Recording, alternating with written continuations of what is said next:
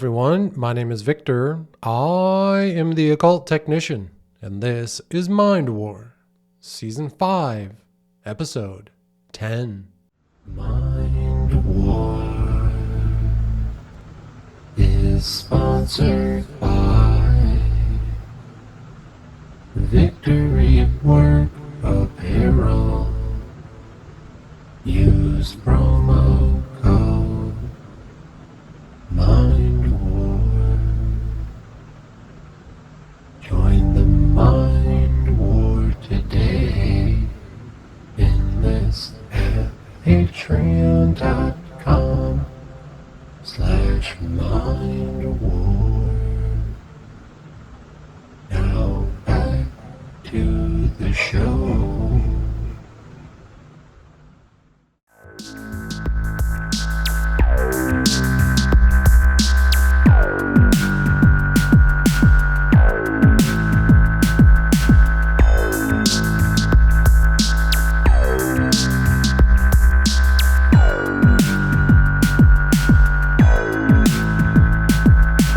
Welcome back to Mind War, folks. I appreciate you being here. We have a lot to cover today, so let's get started. Folks, we're going to pick up where we left off in the book Ultimate Journey by Robert Monroe. We are on chapter 18, titled The New Direction. So we have a lot of new, interesting information coming up in one of these final chapters of the book here.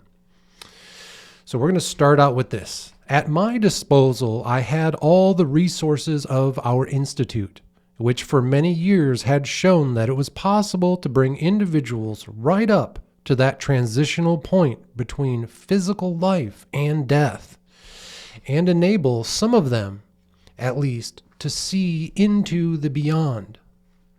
That our procedures were safe and that our participants benefited enormously and in so many ways had been proved beyond a doubt.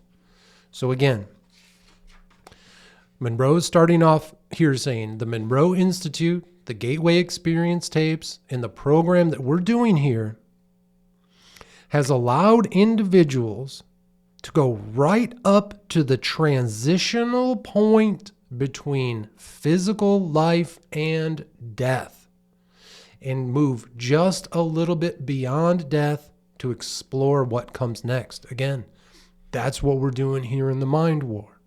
That's what we're doing as mind warriors, citizen samurais, guerrilla gurus, and warrior monks. We are taking these extraordinary steps beyond physical life, just even if it's just dipping our toes into what comes next. It's amazing work that we're doing here. Be proud of yourself. I'm proud of all of you for what you've done this far. My left brain told me that two things were needed. The first was research into the frequencies of brain waves translated into sound that would permit the individual mind consciousness to travel safely beyond the transitional point and to return when the task was accomplished. Okay, so again, he's kind of going over what was needed in order to get us to the point we are today. And again, that first thing was researching what sounds could be used to get us into this meditative state that brought us to that transitional point between physical life and death. And it says the second was a program that would be suitable and effective for the wide variety of people who might be attracted to the prospect of service to those no longer in physical existence. So with my colleagues, I set to work. The simplest thing was to find a title for the program, and he called it Lifeline. Okay, so where are we going with this? So Robert Monroe, in these later stages, in this final stages of his research at the Monroe Institute, created a new program called Lifeline. Again, we've been leading up to this in the last few seasons, right? And the goal of Lifeline is that we, as Gateway Explorers, would be able to service those who no longer are in physical existence. So again, we are moving from self-help here in the real world. Now we are moving into a program and into new tools and into a new stage where we are supposed to be helping others who have already passed away.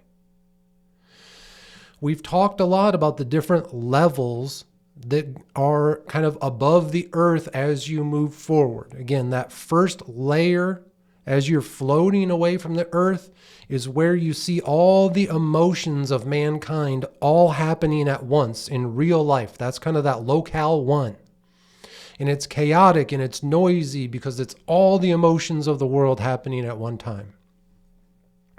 Then we move into that next level where it's people who have maybe passed away but still don't know where they're at. Maybe they're addicted to the physical life. Maybe they're addicted to drugs, sex, alcohol, greed, whatever it is. And that's keeping them in this kind of reincarnation cycle where they want to just keep going back into the physical to get that next high, right? That's that next layer. Then the layer beyond that is, again, those off ramps to the spiritual world, to the religion, religious descriptions of heaven and hell, right? That's kind of that next layer. Then you go beyond that layer and you move kind of more into that atheist and nihilist kind of waiting room to where he describes it as a beautiful park where people are coming to kind of understand, okay, we've passed away and where do we go next and what happens next? And what we learn in this chapter is very interesting about how we are going to, in future seasons and in future episodes, we're going to access each one of those different layers, okay? This is where Monroe has been leading us over the last few episodes. Things are changing now. This is very strange. It's new territory for me. I'm very excited about it. Again, we'll see where it takes all of us together. But again, one of my goals is not just my own personal experience, but if it is to help others, then it is, my purpose and my goal is to maybe contact my childhood friend, Nathan, who passed away from a fentanyl overdose, right? We've talked about him before. Is he stuck in one of those layers, that addictive layer, right? And maybe it's not him. Maybe it's others like him, but it's going to be very interesting to see where this leads us. Okay, so this is very interesting. So this new program, this Lifeline program, was started in June 22nd of 1991. So again, over 30 plus years ago, Monroe took on this new adventure. This was long after the tapes have been created, long after the Monroe Institute was already established and became very successful and famous throughout the world. Now he's taking on a whole new program called Lifeline, where over 200 people participated. People from a wide variety of backgrounds: physicians, psychologists, engineers, researchers, business executives, psychiatrists, writers, attorneys, educators, therapists, musicians, and artists. All people like us, folks. Real people, professionals, people who were intelligent, who weren't looking for a savior, weren't looking for a weekend seminar that was going to save them. That's not what we're talking about here. We're talking about people like ourselves who are curious, educated, knowledgeable people who are still curious that there's more to learn. We're not bound by the books of our profession. We're looking beyond them. So again, this is a huge program that he started here. And it says the program has certain goals, which are these. Number 1, to release all fears related to the physical death process. We've talked about that quite a bit. There is no fear here in the mind war. You have to put the fear behind you in order to start making the first step into the program at all. because you're going to experience things that are far outside of your normal life. Things you've never experienced before are going to happen in the Gateway program. You cannot fear those things. And then again, we have to get past the fear of physical death, which is often layered by the cultural, societal, and religious wet blankets that hold us down. Again, that idea of your evil and your sins and your misdeeds are going to send you to hell after you physically die. That's why people fear death. We put all that stuff aside. We get rid of all of it. It's garbage. We don't need it. And we move forward. Next is to establish a familiarity with different states of consciousness until these states become knowns instead of beliefs. Okay. I think what he's saying there is that we have to experience the different focus levels over and over and over again. Recreate them scientifically. Do you understand how important that is? Because people who have near-death experiences have them once in their life. And the way that they describe them is exactly the same way we describe what we experience while listening to the tapes, okay? You have the near-death experience. That's a one-time thing. You call it spiritual or whatever you label you put upon it, but it only happens once. That's not science, okay? But what we do by continuously, through practice, through training, we are training in the mind war, okay?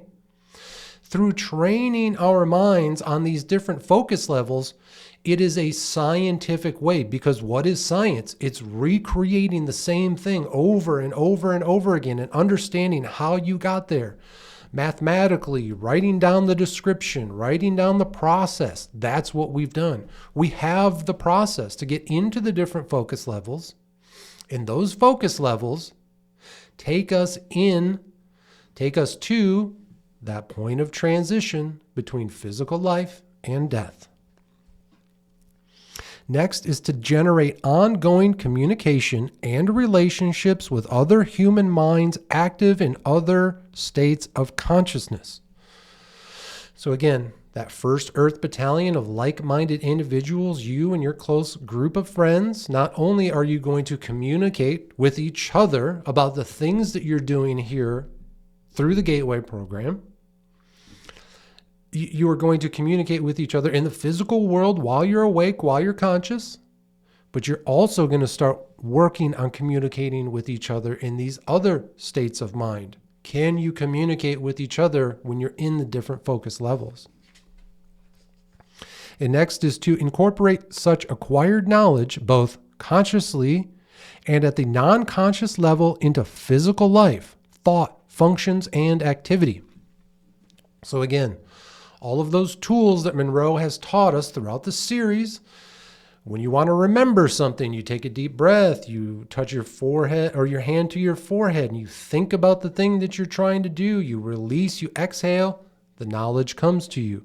When you feel like you need to wake up, you stand there, you take that deep breath. Maybe you put your palms straight up and you face up, and you are engaging in that energy. You're allowing the energy to flow into your hands. You're taking a deep breath. You're holding it.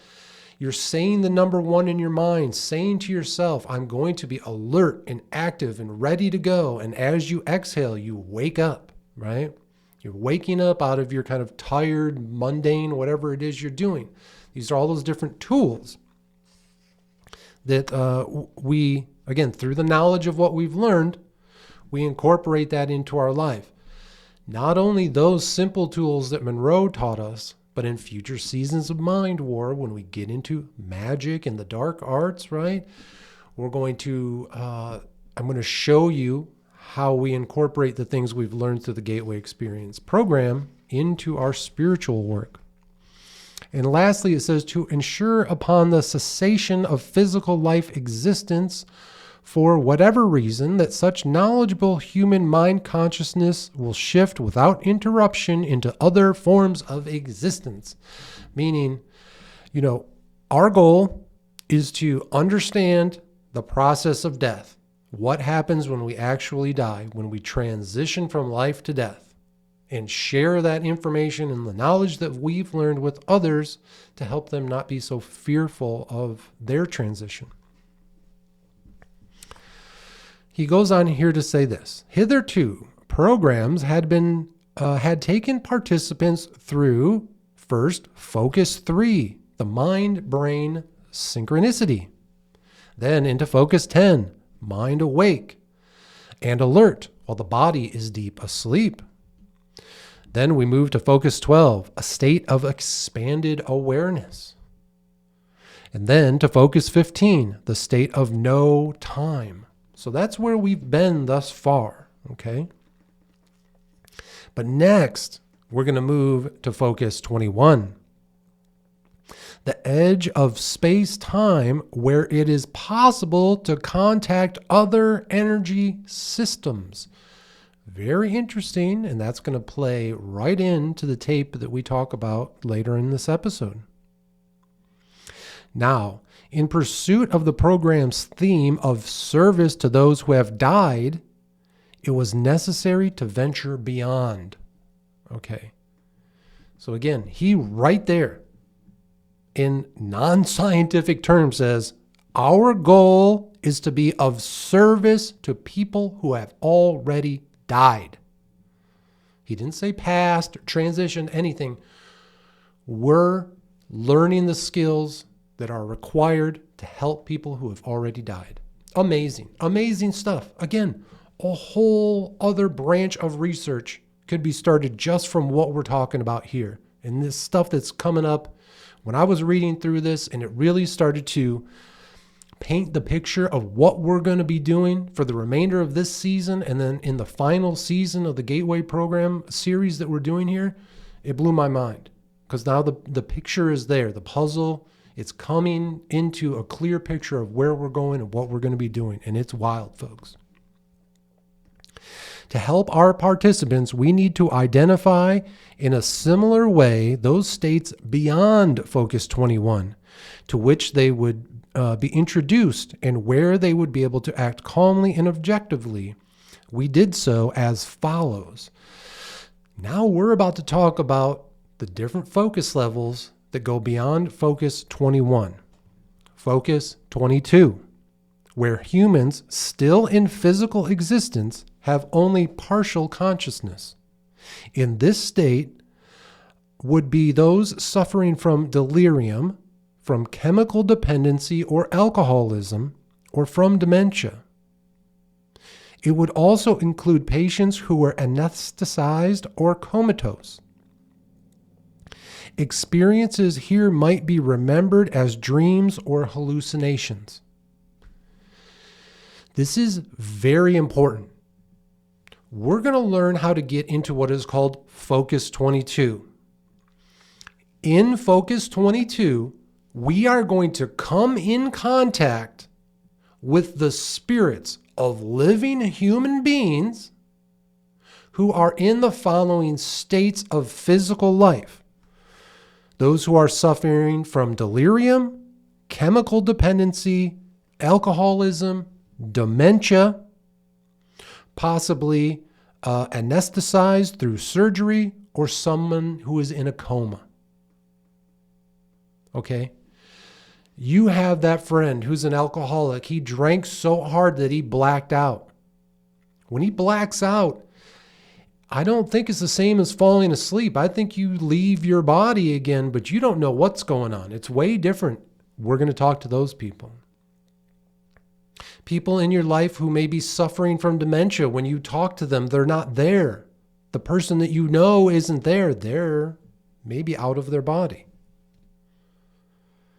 Chemical dependency, delirium, people who are comatose. Focus 22 is going to put us in contact with people who are still physically alive, but in that physical state of being, the ones we just described. That's fucking wild, man. That is wild what he's talking about, what we're doing here. This is what I said. This is a new direction. We're moving away from the self-help stuff. okay? We're moving away from learning white healing magic. That's what the Gateway Experience program has been thus far. We've been learning white magic. I've been telling you that from day one. It's the healing magic. White magic is how you heal yourselves and how you heal others, okay? So we've moved away from learning those basics, and now we are going to use that white magic, those healing tools that we've learned through the scientific process. Again, Monroe is a scientist. We used science to determine the sounds that were required to get us in this state of mind. This is science teaching us white magic. I cannot express that enough for you. Because in future seasons of Mind War, I'm going to teach you spirituality and how to do dark magic. So be ready, folks. Okay?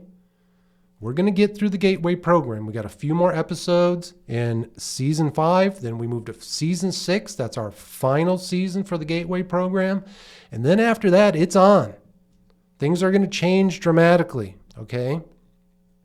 Things are going to be much different here in the Mind War with what we're studying and why we're studying it. We can't forget the things that we've learned here. These are the fundamentals. These are the most important. You have to do these things first before we move forward. But again, we're going to learn Focus 22.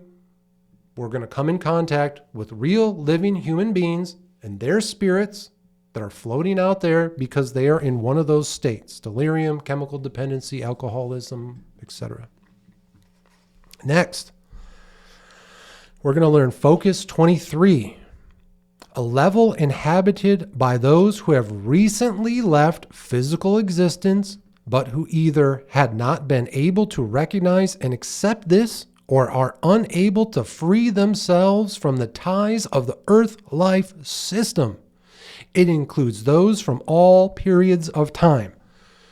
Focus 23, we are now going to be able to come in contact with humans who have recently passed, recently died, but those people who were also suffering from what we talked about just a moment ago: alcoholism, drug addiction. Maybe they're, they passed away from a myriad of reasons and they don't know why they're dead, or they're still so physically addicted to whatever it is that their addiction was here in physical life that they want to go back, right? Those are the people that we're going to contact. Again, if this plays out how I think it is, I believe that's where I'm going to find my friend Nathan, right? If he died because of his physical addiction to fentanyl, he may be trapped here in Focus 23.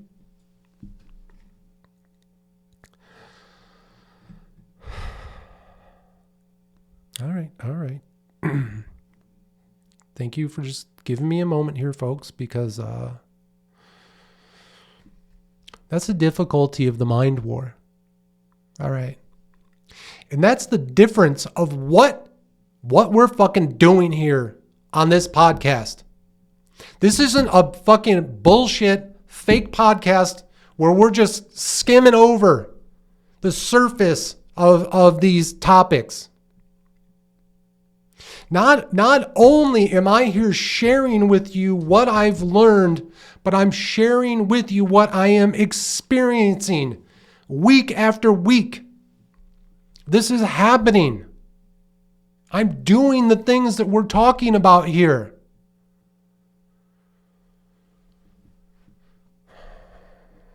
That's the difference. We've moved away from the info war where we just sit and learn stuff over and over and over again, and you repeat the same boring conspiracy over and over and over again. Fuck you. We don't need that anymore. The info war is dead. It's done. We've transitioned to the Mind War. Now we are activated. Now we must put in the work. That's what we're doing here in the Mind War. Don't forget it. Don't forget your purpose here. Don't forget why we've come this far. Next, we move to focus 24 through 26. This covers the belief system territories occupied by non-physical humans from all periods and areas who have accepted and subscribed to various premises and concepts. These would include religious and philosophical beliefs that postulate some form of post-physical existence. What Monroe is talking about is when we get into focus 24 and 26 through 26, we are going to come in contact with people who have died from all of time. We can meet and come in contact with the spirits of people who died hundreds or thousands of years ago, but who were believing in a specific religion or philosophy that said, this is what life after death is going to be. It's heaven or hell or whatever it is, right? That's what Monroe is talking about. Focus levels 24 through 26, we're going to come in contact with those people. So if you know people who are close to you that died trapped in this cycle of religious torment, who were fearful of death because they didn't live a very good life and they feel that after they die, they're going to go to hell, maybe you have to go rescue them from hell. I think there was a fucking movie about this with Robin Williams. Damn, what is that called? I cannot remember it at the moment, folks. I'm sorry. But basically the idea is that his wife had committed suicide and he went, and I can't remember. I'll have to rewatch the movie, but I don't know if he used meditation tapes or whatever it was, but he went into life after death and pulled her out of hell and helped her transition and move forward. Again, this theme isn't new. This stuff has been around. It may be that the things that we're teaching here, again, these are the things I think they've been hiding in secret societies for thousands of years, right? We're moving into new territory, folks. Focus 27. Here is the site of what we may call the reception center or the park, which is the hub of it. It is an artificial synthesis created by human minds, a way station designed to ease the trauma and shock of the transition out of the physical reality. It takes on the form of various Earth environments in order to be acceptable to the enormously wide variety of newcomers. Again, Focus 27 is that layer above the Earth. As we transition after we die, if we didn't stay stuck in focus 23 because of physical addiction, if we didn't get off on one of the on-ramps from the interstate or the off-ramps that said, here's your religion, here's your heaven, whatever. If we don't get stuck in one of those areas and we keep moving forward, you get to that next layer, this focus 27. This is that reception area that Monroe described as a beautiful park, something with beautiful wilderness and nature, things that are recognizable to all human beings. And so we go there. My guess is that's probably where I'll start, is in this focus 27 after I pass. I'll probably go there because my hope is that I'm not addicted to any drugs or alcohol or whatever at the time of my death. I don't see myself falling back into any of the ridiculous belief systems that I have so desperately tried to believe in, but just none of them ever felt right to me. I don't see myself getting off the interstate into any of those off-ramps. So I think that I will end up in focus 27, this kind of waiting area, this place where after you pass, you kind of take a moment to take that deep breath, right? Whatever breathing is after we die, and recognize, okay, I have passed. I accept that. Now what comes next, right? Now, focus 28. It keeps going, right? Focus 28 now. Beyond not only time, space, but human thought. Residents in 28 are beyond limits.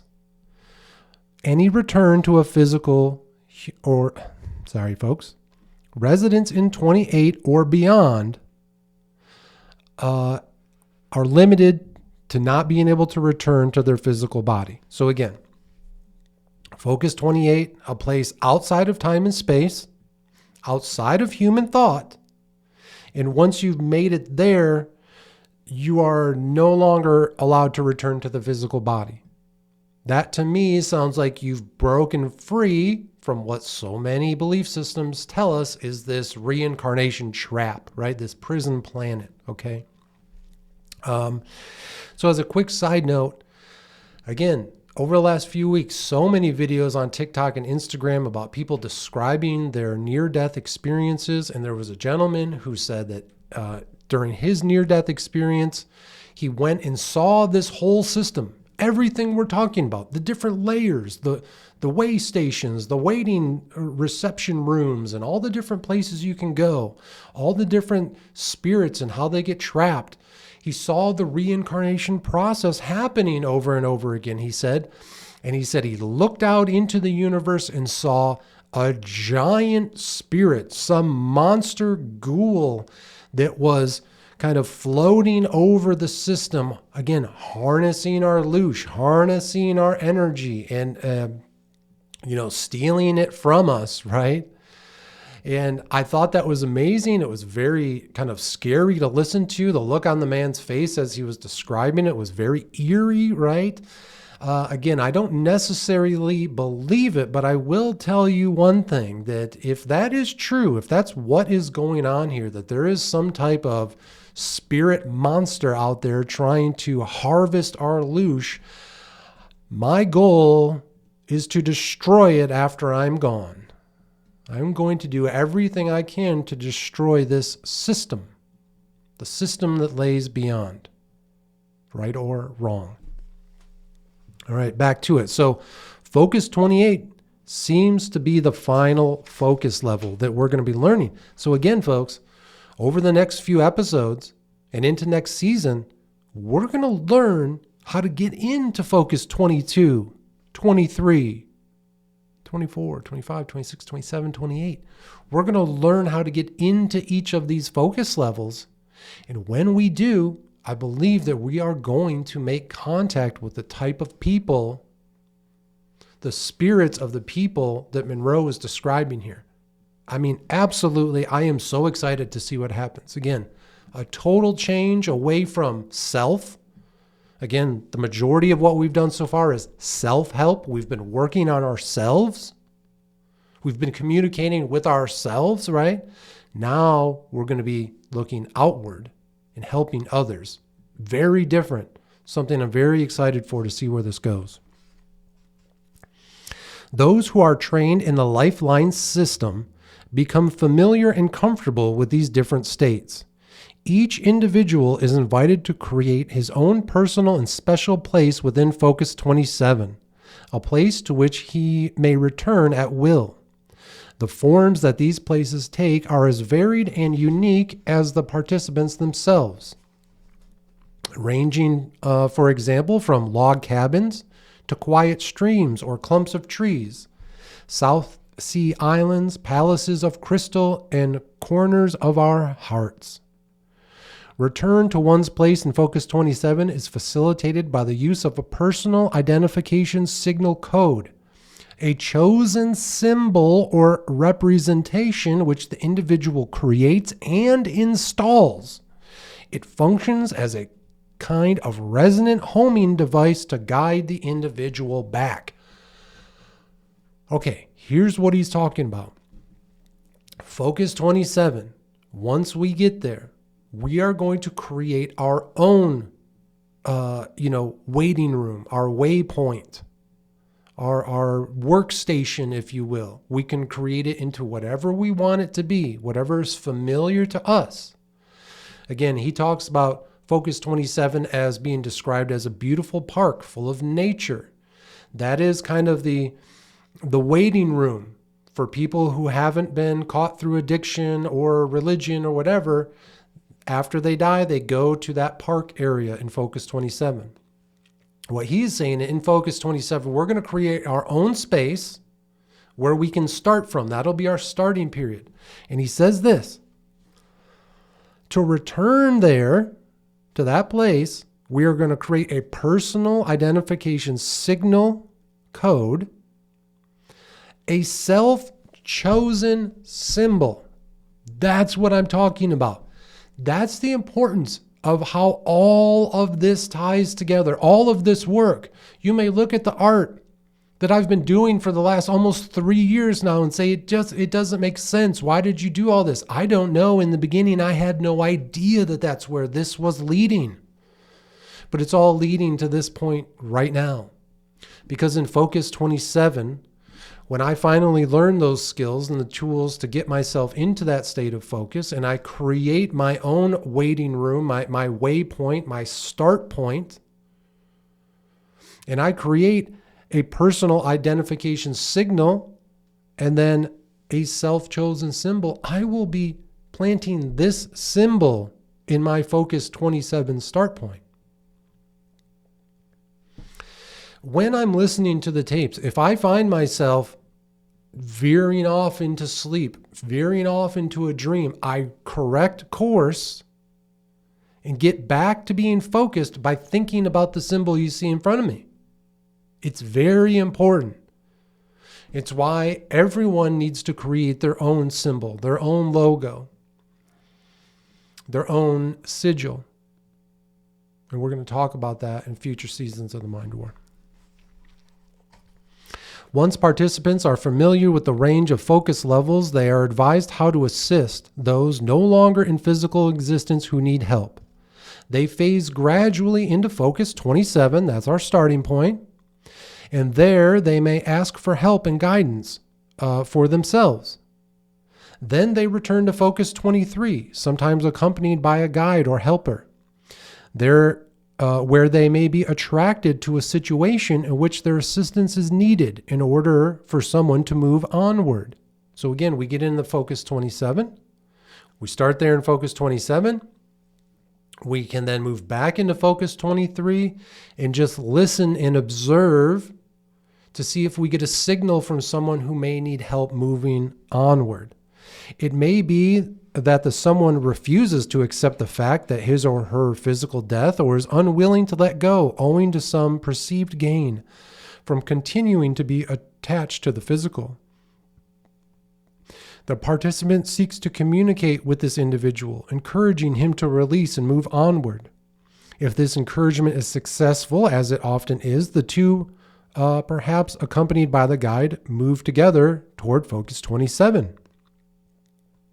On the way, some individuals will slip away into the belief system territories of Focus 24 through 26, where they will be welcomed by those of their own particular creed or faith. Others will continue to the reception center in Focus 27, where they may be greeted by loved ones no longer in physical existence. Here, they may have the opportunity to be counseled as to the next step to take along the path to growth. Again, even after death, we are growing. Even after death, we are learning and having new experiences. That's the beauty of it. That's where there can be excitement instead of fear for what comes next. Monroe goes on to say this: with regard to this next step, several options are available to the new arrivals. Among them are the following. Now, this is what Monroe is saying. After you make it to Focus 27, you've left your addictions behind, you've left your belief systems behind, and now you're in Focus 27. You recognize that you've died. You accept the fact that heaven isn't real and that we need to move forward. And here are some of the options for moving forward. Reunion with loved ones who have previously made the transition. You can meet up with those you've loved who've already passed away. Communication with those who are still alive in the physical state.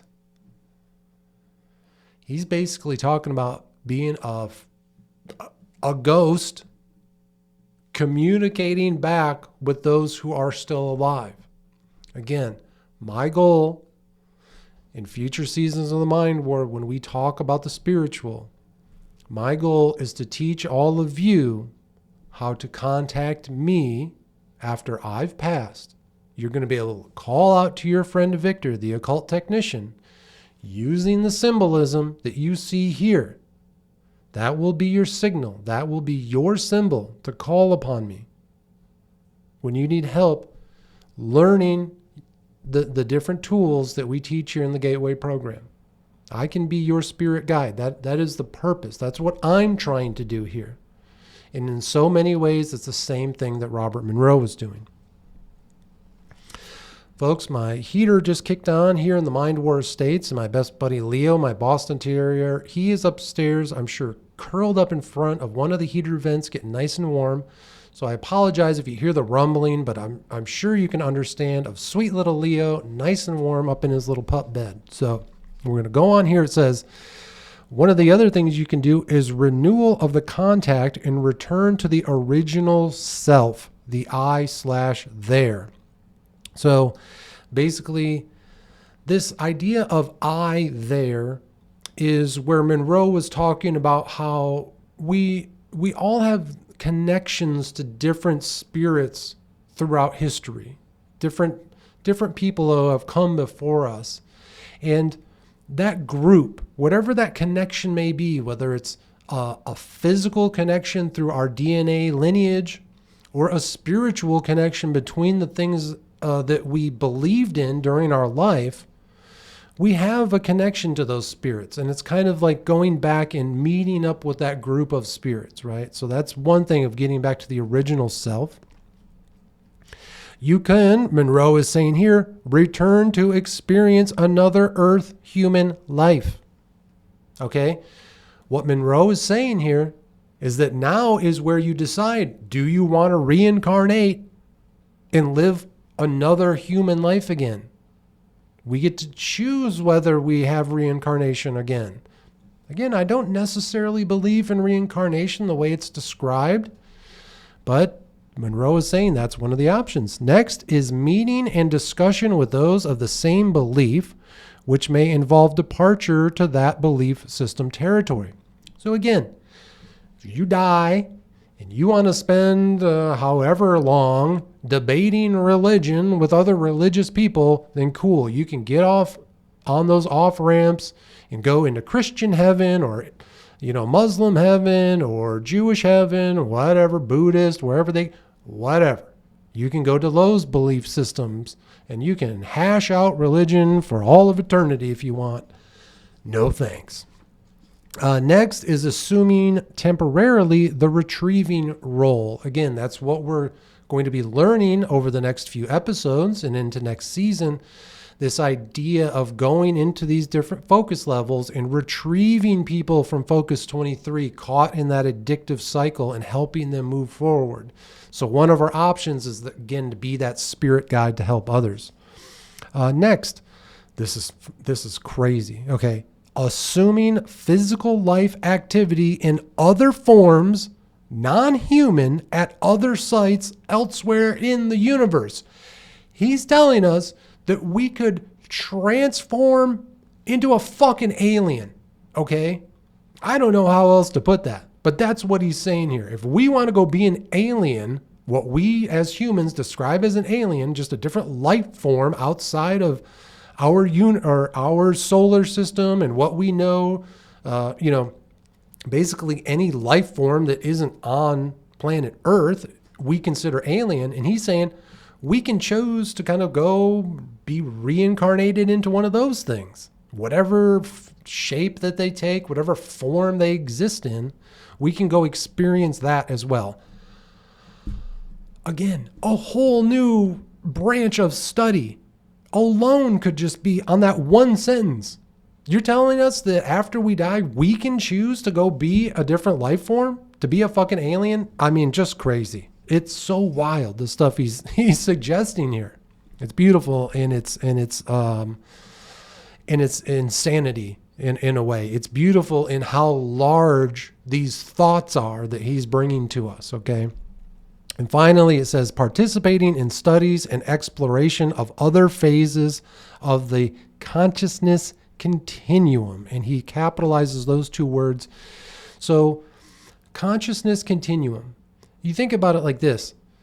All human life since the very beginning of when consciousness was turned on for the very first human, for the very first time, consciousness has never been turned off since. Okay? It has continuously been going. That's what humanity is. We are conscious living beings, and we pass that consciousness from one person to the next. Now, when we're born and we're little babes, we are, just little in our consciousness. We don't know much. We don't understand that but we're still conscious. And as we grow, we learn more and more, and we understand consciousness more and more. And there's always been this continuum. So he's saying that one of the options is we can study and explore other forms of this consciousness that as far as today, we can't even put into words because we don't know yet. That's part of the study and the exploration. He goes on to finish up and he says, when the decision is made, the individual is free to move along the chosen path. Again, we get to decide. There are different paths to take, and we get to choose them. Just amazing stuff here.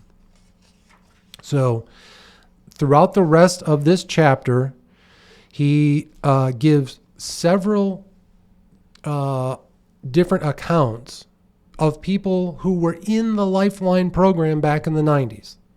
And I'm just going to read a few of them, and these are the words of the participants themselves, what they were experiencing, the type of spirits that they came in contact with.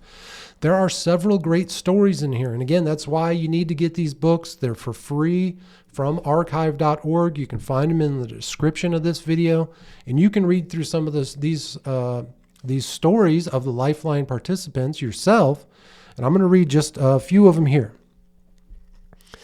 Let's start with, a piece of me now exists in Focus 27. There's no more question in my mind where I will go when I die and what I will be doing the rest of my life. That is from a man named Bill Oakes from Oregon. This participant, Bill Oakes, a Lifeline participant, is saying that now that he's gone through the tapes the same way we are, he says that there is no more question in his mind where he will go when he dies and what he will be doing in the afterlife. These are the answers that people have been asking. These are the questions that people are constantly grappling with. These are the questions that keep people in fear because they don't know what is coming next. But now we know. These are the knowns. This is our knowledge through our experience, folks. This is what everyone has wanted. You're getting the answer now. The question is, are you brave enough to experience the answer? You might as well do it now while you're alive, because once you die, there's no turning back. Next one, the other side, as it were, does not have to be perceived as a strange, eerie place beyond imagination, for it is just a phase away, a shift of perception, along with a subtle awareness is all that is needed. The other side, right? The upside down world, the abyss, life after death does not need to be perceived as strange or eerie. It's just a phase shift away. A shift in our perception is all. Okay? Esoterically, that sounds wild. Oh, a shift in perception, and then you get to experience life after death. That's so esoteric. That's so occultic. How does it work? It works by listening to the tapes and going through the program and taking the enhancements of psilocybin to increase the, activity of the tapes.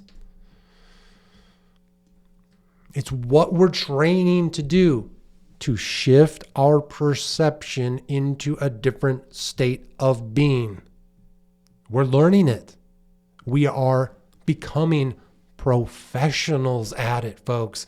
And again, like we've talked about before, Monroe has said, that his spirit friends and told him, hey, the tools you're learning here, if you want to be a medium, if you want to be a psychic, if you want to learn ESP, all of these things can be done through what we're learning here because it opens up the gateways. It opens up the avenues of knowledge. We get access to this knowledge and to these abilities and skills now. And now that we know it, while we're alive, you can become whatever you want to be. That's the beauty of this. Okay. Of course, within limitations, don't get crazy. We're not all going to be the most famous singer in the world or the most famous actor or the richest, computer person or whatever it is. That's not going to be for all of us. But it's going to open up so many avenues to becoming something that is much different than just mundane reality of human life, than the drudgery of human life. We can finally reconnect with those people of the past who have really stood out, not because of their riches or their leadership or anything, but because of their spiritual work, their spiritual abilities, their psychic abilities, right?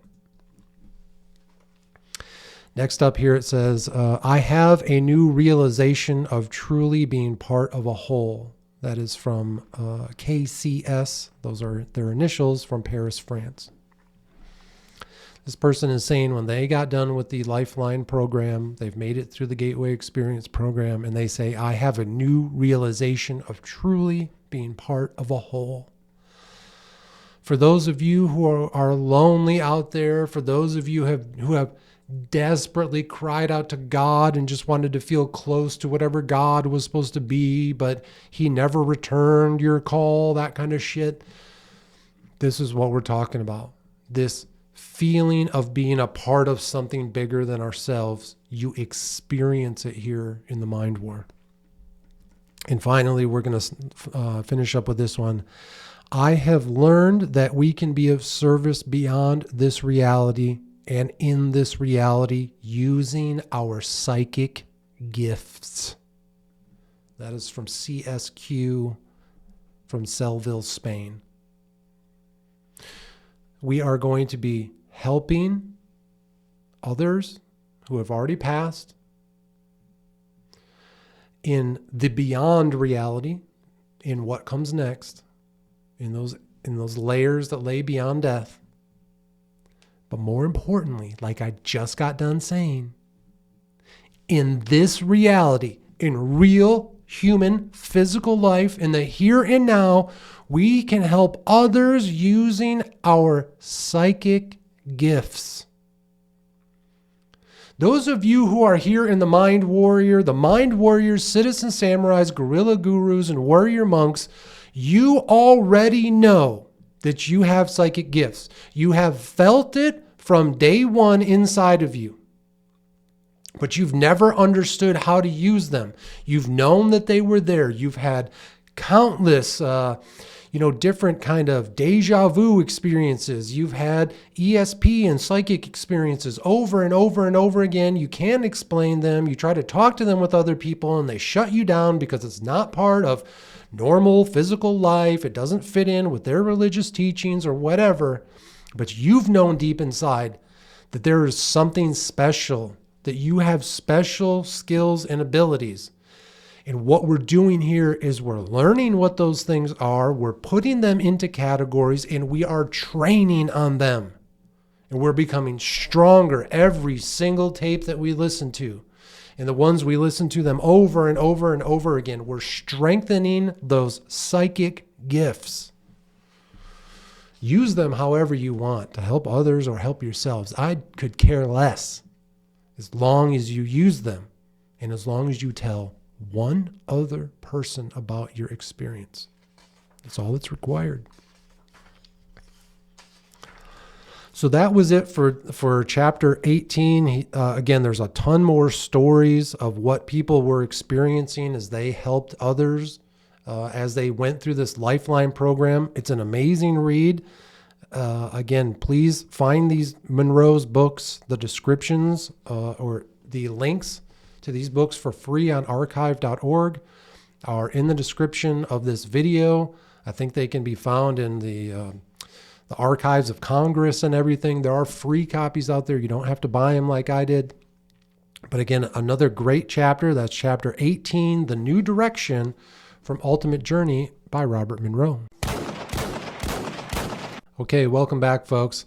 I want to say I did not realize how long we've been going in this episode already. This is going to be a long one. Bear with me. I think that last chapter was just so important because, again, it really paints the picture of where we're going to be going in the next few episodes and into the final season here in the Gateway program. So we do have 2 more episodes in this season. It will be episode 11 and 12. And in episode 11, we're going to deal with some of the notes that were from the back of the book here. In season 12, I have a few things that I think we can read through. But right now, we're going to read through the final chapter of this book, okay? So this is chapter 19, titled Taking Time Out. And again, this is Dr. Monroe, a man desperately grappling with not only his impending death, but the death of his wife. Again, this is the final chapter by Robert Monroe from his 3-book trilogy.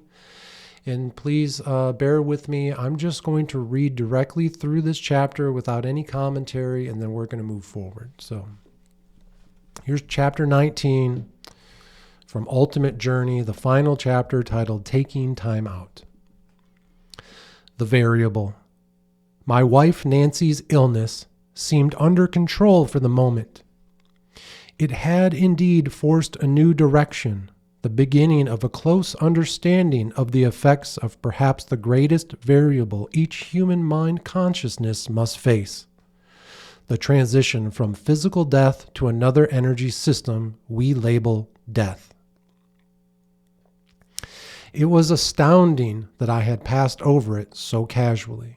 This transition from physical life to death.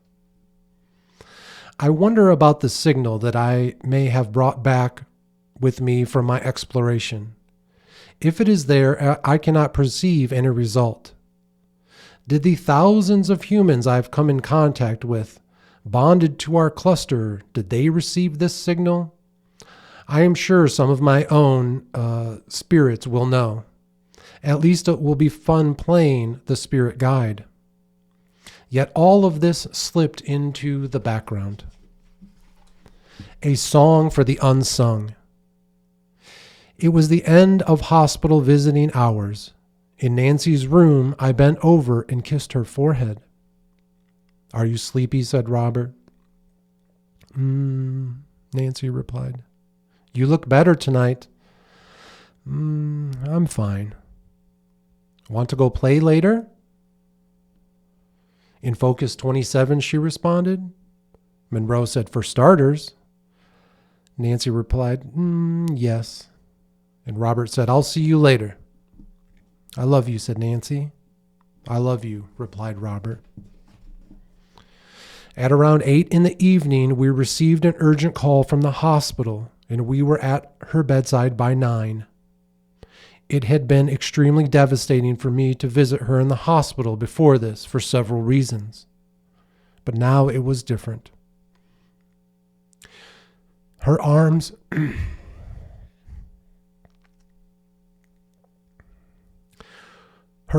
and hands were limp and cold, and she was breathing in short, deep gasps, followed by a long pause. But it was looking into her unblinking eyes that told me Nancy was no longer there. At 12:15 in the morning, her body finally stopped breathing. Later, the Lifeline team reported to me that they had taken her to Focus 27 sometime between 7:30 and 8, and that she was safe and warmly greeted there.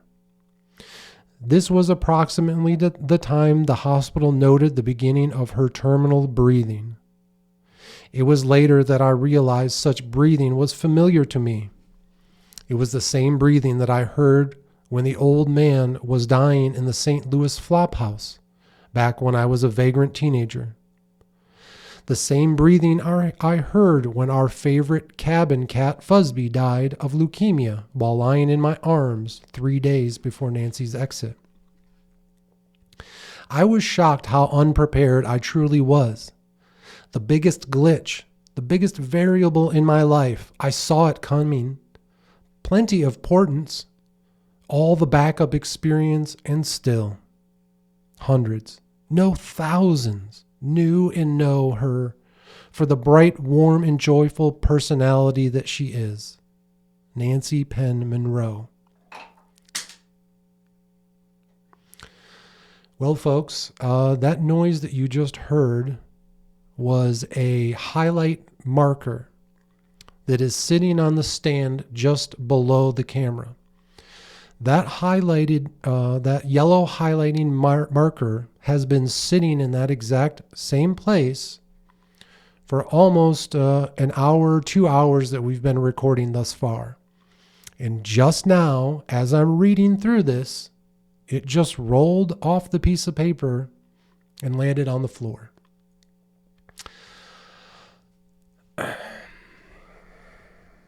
I don't know what to tell you. I don't know what else to say to you folks. You know what we're doing here.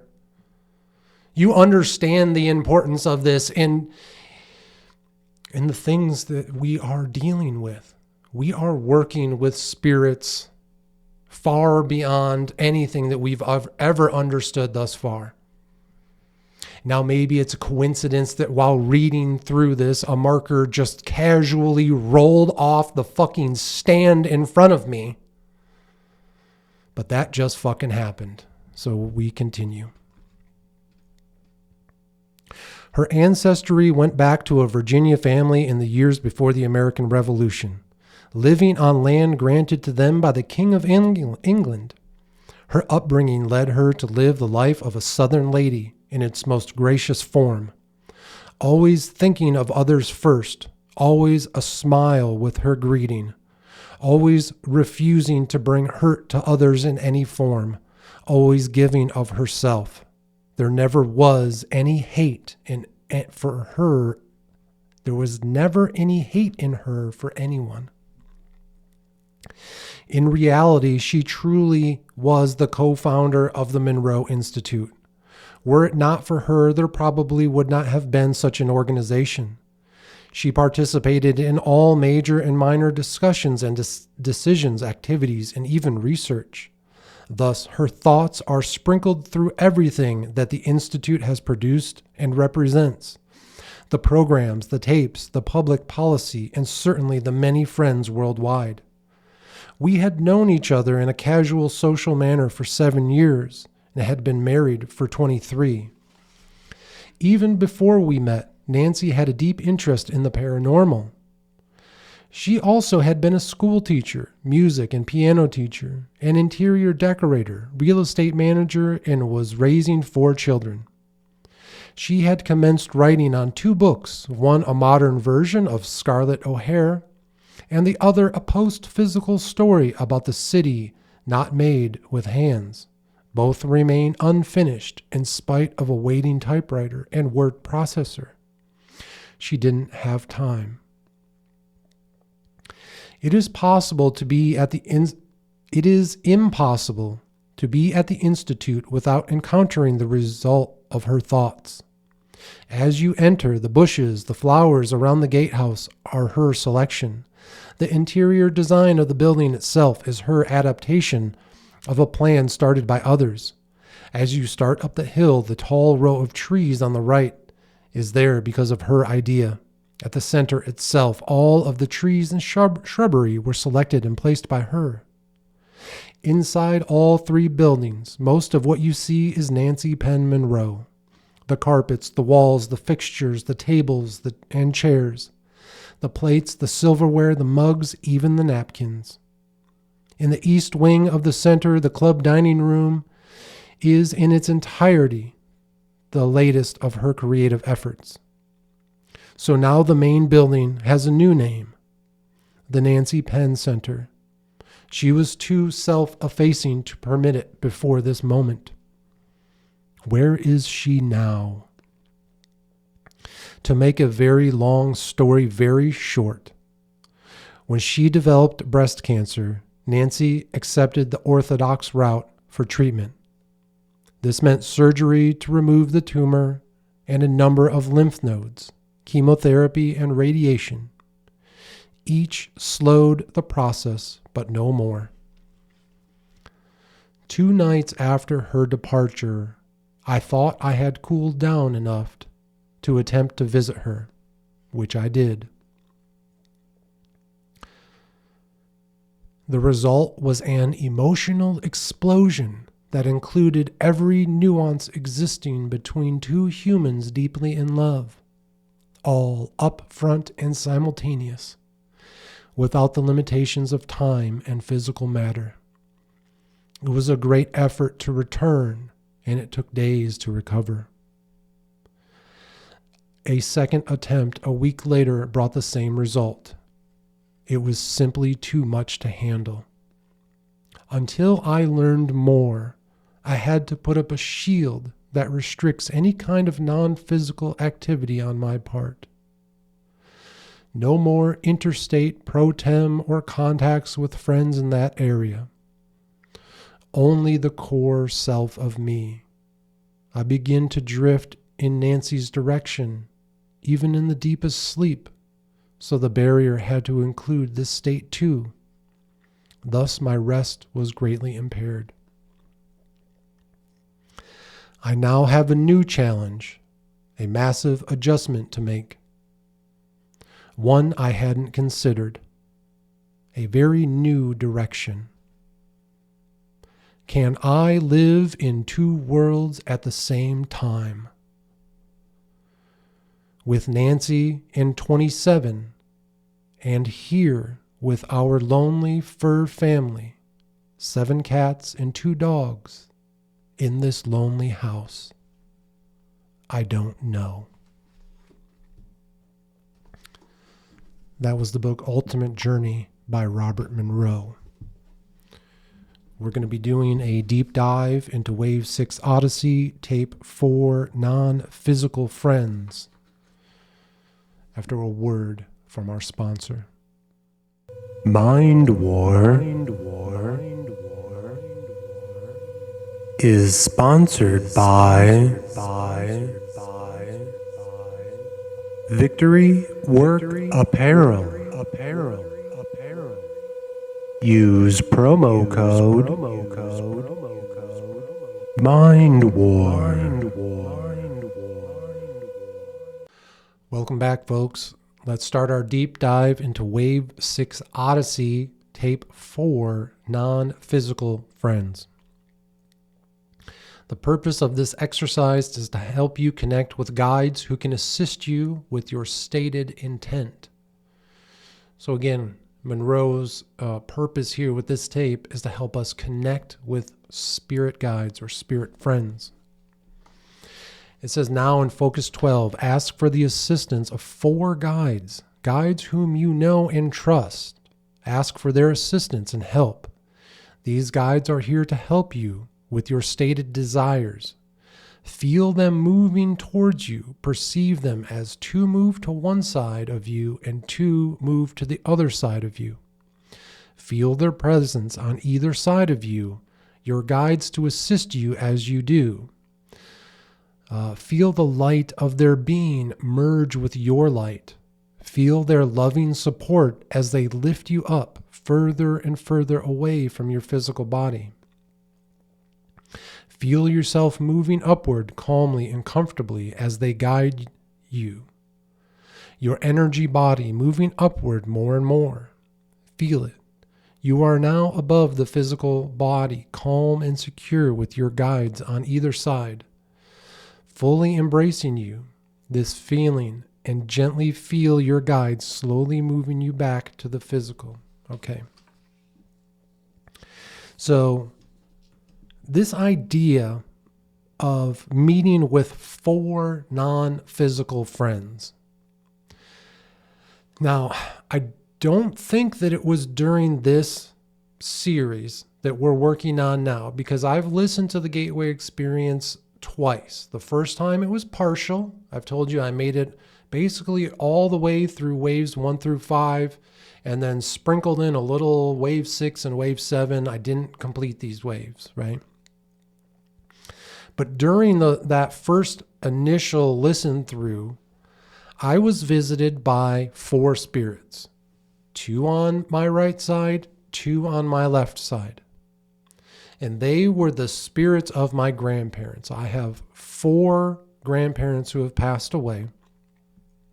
And they were there with me at my side. And again, I didn't see their physical bodies in 4K or anything like that. That's not what it was. It wasn't like seeing the ghost of someone. What they were was basically the silhouette, and not even in form. They were just kind of there, these beings. You just kind of felt their presence. It was loving and warm and embracing. It was amazing. It was all the things that we talk about here that the narrator just mentioned. Okay. This was in a past listen through. Okay. That was the second time that I had come in contact with these 4 beings. The next time, or the first time that it occurred, was during a magical practice, during a spiritual practice that I was doing. And this was early on in my work, and we're going to talk about this more in the spiritual side.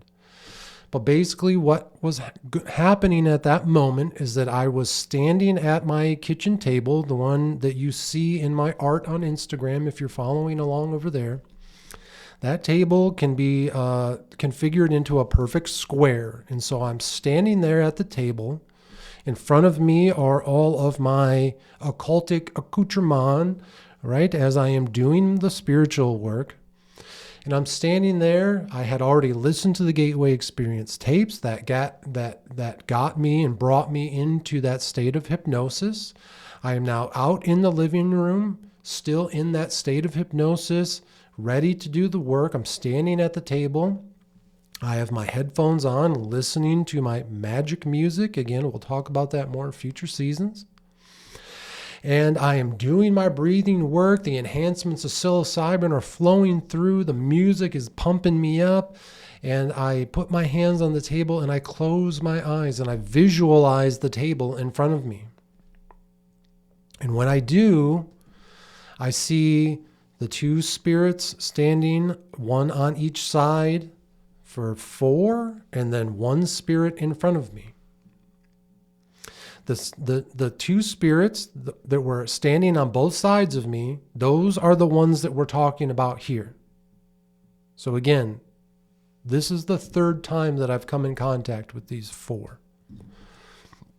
The person in front of me during this spiritual work, this visualization, was everyone's favorite character, Uncle Vic. It was the very first time that I had imagined Uncle Vic. He was standing there in front of me in his uniform, the uniform that I then had to go and purchase and create and put on for the first time. So this was long before I ever became Uncle Vic for the first time. Okay? So it was very interesting to see him there. And as I'm doing this work, I look up. I physically move my head and I look upwards. And when I do, just the combination of the psilocybin and the breath work and the music and just looking backwards and just kind of a change in blood flow, it made me feel, because my hands were on the table, right? And again, my eyes were closed, but I'm visualizing all of this in front of us, right? I'm visualizing these spirits standing next to me, 2 on each side. I see Uncle Vic in front of me. I see an army of, just as far back as I could see, just these shadow warriors behind him. And when I put my head back, the table just felt like it shot off into space, right? But not like we were a rocket that had left earth, right? Instead, it was like a mountain was being formed underneath us, and it was like a pillar rising from the earth, pushing us forward. We're all standing at the table, and it's pushing us up as far as we could go. And I'm just standing there, and it just feels like we're just blasting off into space, being pushed out by this table, right? And then we stop, and we're standing there, and it's interesting because it's exactly like when I see other things while I'm listening to the Gateway Experience. You see them, but it's just a black silhouette of them. So again, I see the table, but it's just a kind of a black glowing silhouette of the table. I see this spirit standing next to me, and Uncle Vic in front of me, in this tower of obsidian, this black crystal-like obsidian tower that has pushed us so high into the air. And it's there where we declare the mind war. This was over a year and a half ago, almost 2 years ago. I've been doing this for almost 3 years now. This was in the very beginning. This was the declaration of mind war. There with Uncle Vic, with the generals, preparing this battle that we are fighting today.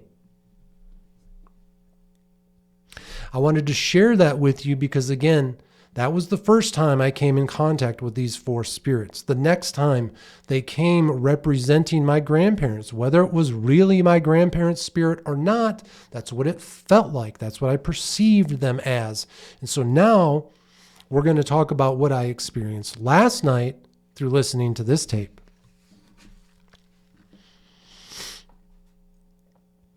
So this first part, where it's talking about the four friends coming towards you. So that was very simple. I'm just visualizing myself laying there.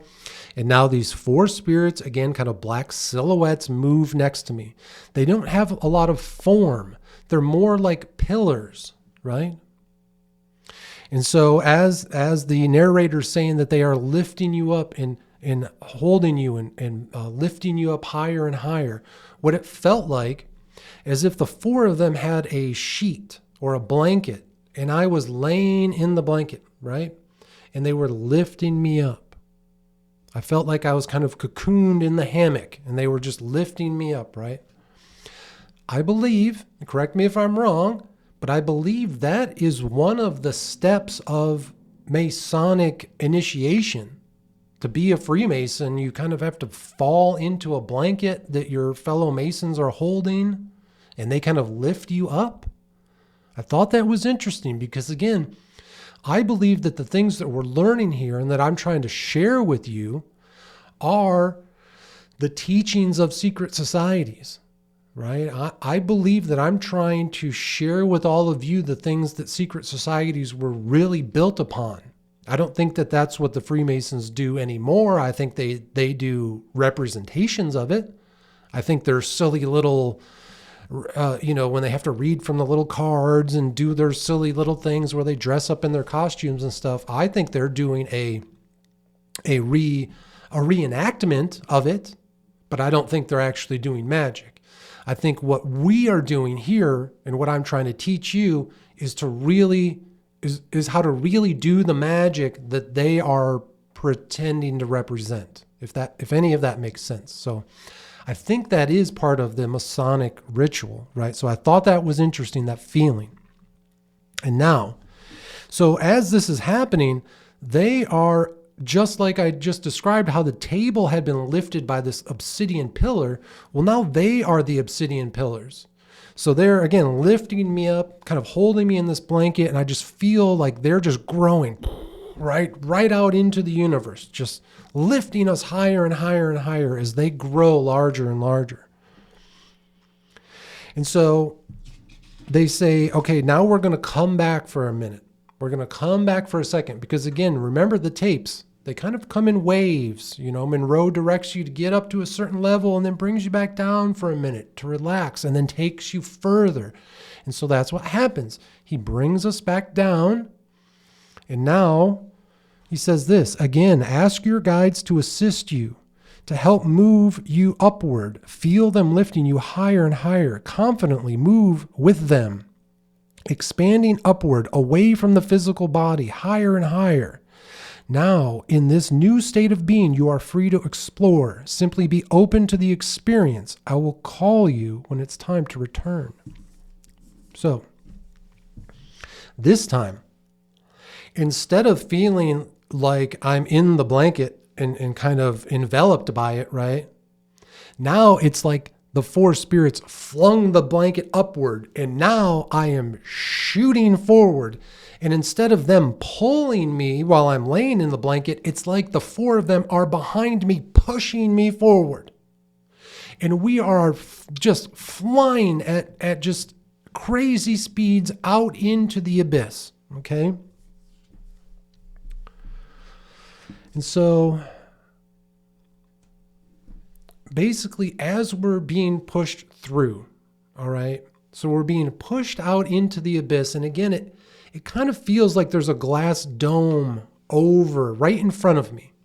Like this glass dome is right in front of me, protecting me. But because these non-physical friends are pushing me from behind, I feel like my perception is just smushed right up against this glass dome. So I'm at the kind of tip of this glass rocket ship that they have me in, and they're pushing me forward. My face is smushed right up against the glass, and we are just shooting out into the darkness. But the darkness now, this abyss, is now different layers. I feel like things keep changing, different layers. One of them was very scary, a lot like going through the depths of the ocean. You've seen those videos with a little submarine. It's got a tiny little flashlight in the front, and it's just chugging along through the pure fucking darkness of the depths of the ocean, and then scary ass fucking, creatures are swimming by and stuff. That's what I was seeing. Not scary creatures like spirit monsters or anything, but more of those kind of dream scenarios that swoosh back and forth, where you can just grab one and enter it. The same way that I described when I was saying, I'm standing at that glass wall and I'm looking into the darkness, the abyss of my right brain, the part of my brain that's deep asleep, right? That's the abyss. That's what we're exploring. We're using our left brain that's wide awake and alert to explore the darkness, the abyss of the right brain that is now asleep. Okay? That's the portal. That's how we get into these other areas. It's through the conscious alertness of the left brain exploring the darkness of the sleeping right brain. Okay? And so now we're pushing through these different layers, and some of them are very scary. Some it's almost more like snow. You think of driving a car when it's very snowy, but it's dark outside. You can't really see anything. You're in a blizzard kind of like thing. And we're just pushing forward, and it feels amazing. It was, exhilarating. It was kind of, not scary, but it was just fun and exciting, and just that feeling of being pushed forward. And then you kind of get to this place where that glass wall that was in front of me now just expands, and it feels like this huge dome, and you just kind of fill up that dome, and you're pressed right up against it, and then there's just the abyss beyond. And you stay in that for a few minutes, while the narrator allows us to just experience that state of being. It's beautiful, it's gentle, it's warm, it's loving, and it felt amazing. And then, again, just like in all the other tapes, they come back on, the narrator comes on and says, hey, it's time to come back. And so, again, with this tape, they count us back from focus 12 all the way back to 1, from 12 to 1. And just like all the other tapes, man, I'm telling you, when they walk you back into your body is when you finally really understand how far outside of it you truly were. And that's where you get that measurement of, holy shit, where was I? That was intense, right? So just very, again, a beautiful feeling, a very new experience. And I think that layer, that idea of traveling through those layers, I see now more and more where we're going to be going as we start to learn about Focus 21 and beyond. And it's so exciting to see where we're going to go, right? So again, that was another amazing tape. That was Wave 6 Odyssey tape for non-physical friends. In the next episode, we're going to finish up reading through some of the notes that are at the end of this book, Ultimate Journey. We're going to see what we're going to do in episode 12. I think I have a few things that we can cover. And then I'm not really sure where we're going to go with next season because we've read through Robert Monroe's books. Hopefully something comes up that will be able to keep us moving forward. But I'm not sure exactly what we're going to cover. Again, hopefully something pops up, right? But until then, as always, folks, I appreciate you being here. And remember, harden your hearts and open your minds because this is Mind War.